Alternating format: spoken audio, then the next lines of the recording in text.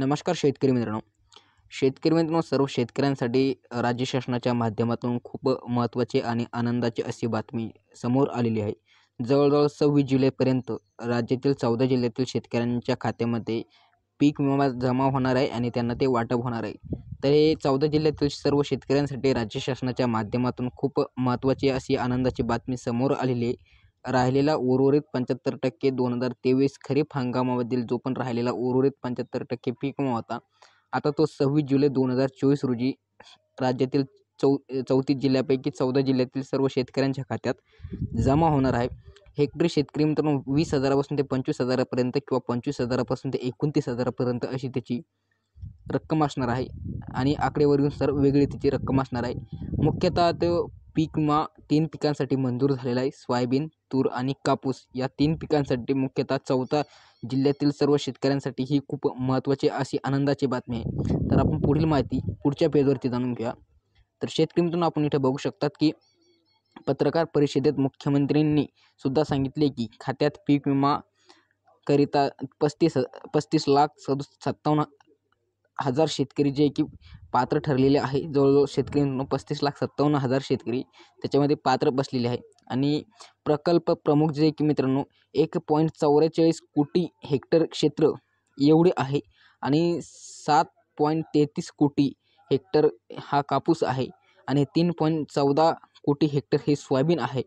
त्याचबरोबर शेतकऱ्यांनो 2.57 कोटी हेक्टर हे मूग आहे आणि त्याचबरोबर 1.57 कोटी हेक्टर हे मका आहे.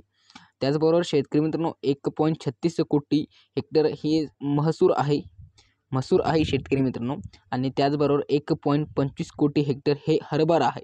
तर जे पण तुम्ही हे स्क्रीनवरती बघू शकता जवळजवळ शेतकरी मित्रांनो त्या कापूस असो किंवा सोयाबीन आणि मूग, मका आणि मसूर जास्त तर महाराष्ट्रात मसूरचं उत्पादन कमी आहे, परंतु हरभरा, मूग, मका, कापूस आणि सोयाबीन हे मुख्यतः 4 ते 5 पिकांसाठी राज्यातील हा पीक विमा मंजूर झालेला आहे. सर्व शेतकरी मित्रांसाठी ही खूप आनंदाची बातमी आहे.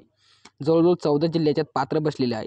तर शेतकऱ्यांनो पुढील याच्यात बघू शकता आपण की मुख्यमंत्र्यांनी यादीत असलेल्या पात्र जिल्ह्यांची नावे सुद्धा सांगितली आहे. तर कोणते कोणते जिल्हे आहेत ते आपण खालीलप्रमाणे जाणून घ्या शेतकरी मित्रांनो. तर ह्या यादीत अहमदनगर, अकोला, अमरावती, छत्रपती संभाजीनगर, बीड, बुलढाणा, चंद्रपूर, धुळे, गडचिरोली, हिंगोली, जालना, जळगाव, कोल्हापूर, लातूर, मुंबई उपनगर, नांदेड, नागपूर, नंदुरबार, नाशिक, धाराशिव, परभणी, पुणे, रत्नागिरी, सांगली, सातारा, सिंधुदुर्ग, सोलापूर, ठाणे, वर्धा, वाशिम आणि यवतमाळ हे एकूण 35 जिल्ह्यापैकी 14 जिल्हे आणि उर्वरित काही जिल्हे याच्यात पात्र ठरलेले आहे शेतकरी मित्रांनो.